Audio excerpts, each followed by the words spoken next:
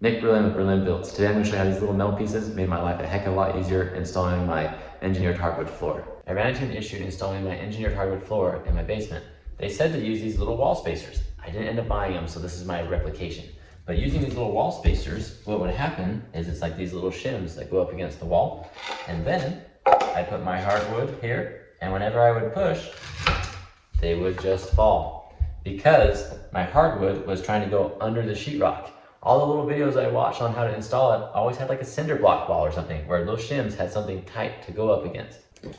Where I live, it's really common to have the sheetrock not extend all the way to the floor. So you get this weird gap.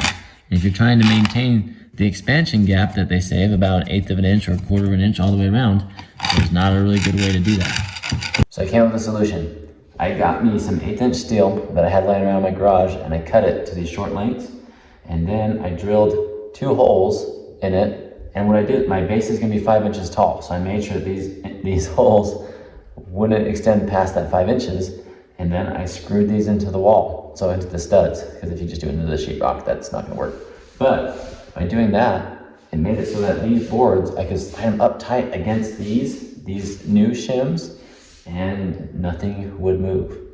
So if you want to maintain your expansion gap, and you don't want to have stupid little shims falling, try something like this and it'll make your life a lot easier.